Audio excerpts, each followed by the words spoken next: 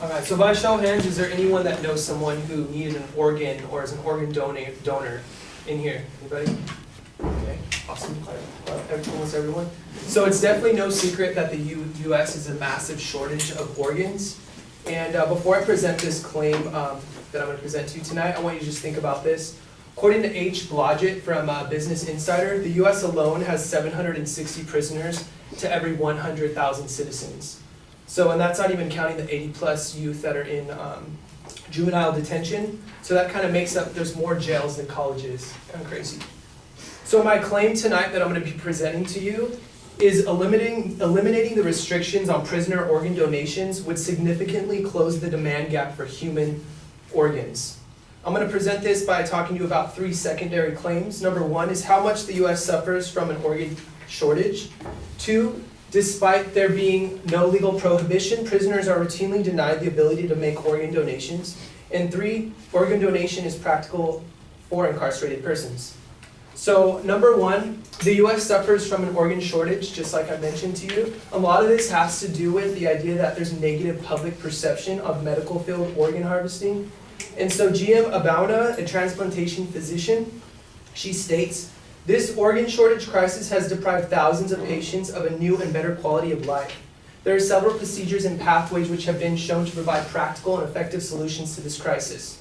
These include implementation of appropriate educational programs for the public and hospital staff regarding the need and benefits of organ donation. We strongly believe that the implementation of these pathways for obtaining organs from the living and the dead donors, the organ shortage crisis will be eliminated, and many lives will be saved."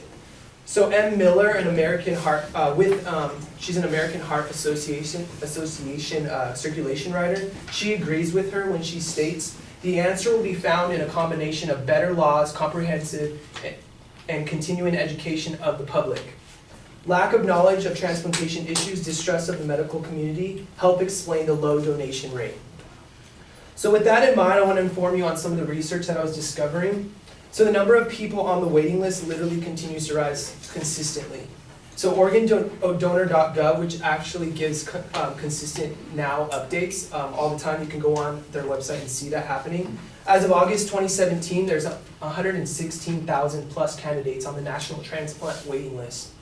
So reported data shows that every 10 minutes another name is added to the list, and an average of 20 people die each day waiting from the lack of available organs for transplant.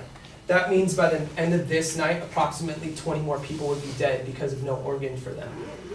These staggering facts should attach immediacy to finding a solution to the organ shortage. Would you guys agree? So that leads me to my next main secondary claim. Despite there being no legal prohibition, prisoners are routinely denied the ability to make organ donations.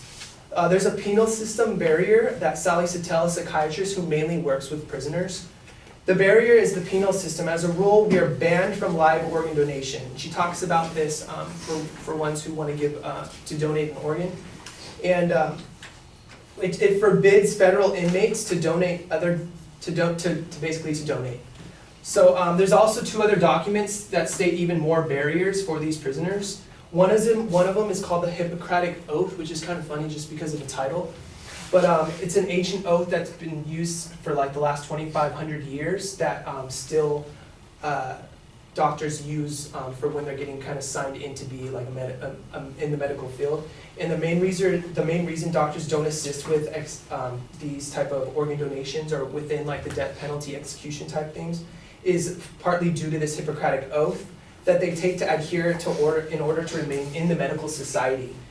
So just in short, it states that most especially, it kind of goes over just the idea of what that kind of makes them look like as far as their image goes, really is kind of all that is. And then there's another one through the American Medical Association, AMA. AMA strongly prohibits physicians from being active participants in the death of an inmate on death row, stating the following, and it gives a list of different reasons. So especially inmates that want to give when they're on death row, that they're going to ultimately die anyways, and they're trying to give, they're still being denied this access.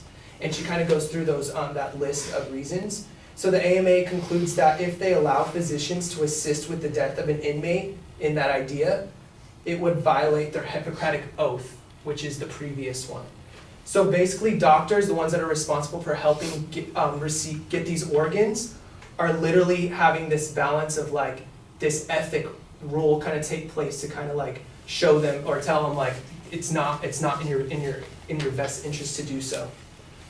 So as to tell against the psychiatrist, she quoted from a New York Times article from a prisoner who tried to do this. A recent case, it's the most recent, a prisoner being denied access to donate his organs. His name's Christian Longo.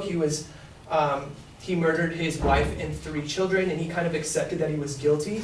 And then he basically, after he found guilty, he dropped all his appeals to try to stop and push back and saying like, okay, I'm guilty, but what I want to do is I want to give my organs.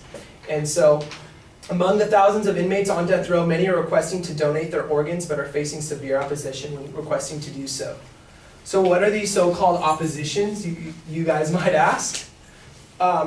Basically all it says is in National Organ Transplantation Act, NOTA of 1984, organ donation cannot be made for valuable considerations, basically for monetary or for a lowered sentence. And also to the Uniform Act Gift Act, all it's required for one to be a donor is just some type of document. For instance, the little donor circle on a driver's license. That's it. And they're still being denied. So the last claim is just organ donation is practical for incarcerated persons. Sally Sattel, the psychiatrist again, basically lays out the practicality of the procedure. Some people are trying to say it's not practical, so they kind of bypass it, but it's just almost safer and more paid attention to for a prisoner than it would just a normal person who wants to donate. And just to prove this practicality, there's an instance that I researched a story that there's a transgender person who asked for a sex change and she was approved and the state paid for it. So those surgeries are being approved, so why wouldn't an organ donation be? So just also, so another, my buddy Eddie Rodriguez is a deputy sheriff for Generals for Men's Central Jail. He also talks about the demands that some of the inmates have as far as estrogen and different things like that. They ask for it, they receive it. It's like all the time. So in conclusion, provided that there is appropriate screening and no medical reason that death row inmates cannot be suitable donors for organ transplantations. So that's why my claim is eliminating the restriction on prisoner organ donations would significantly close the demand gap for human organs. For 1, the U.S. suffers from an organ shortage. 2, despite there being no legal prohibition, prisoners are routinely denied the ability to make organ donations. And 3, organ donation is practical for even incarcerated prisoners. So join me and let's turn loss into hope. Thank you.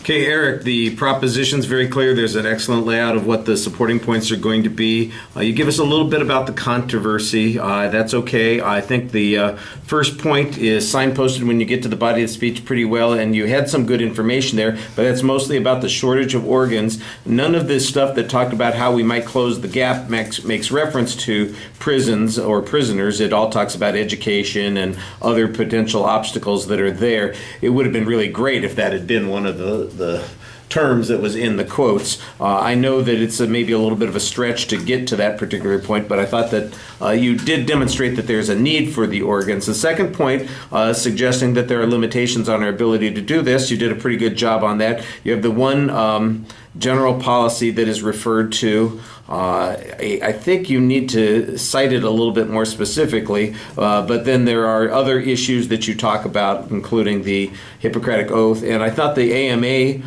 policy, well, that's definitely applicable to death penalty cases, but it may not be applicable to other kinds of cases where people might wish to be able to donate organs, live donations, for instance, and so I think there's a little bit less in that middle point than you would want to have on that issue. And then your third point is generally, kind of an attempt to diminish the resistance there. By the way, the third point is all in overtime. So you did go 1 minute and 49 seconds overtime. That's a little bit of a problem. You got to be a little bit more circumspect than that. It's very nicely presented. You talk to the audience directly. I think you build a lot of ethos with the presentation that you give.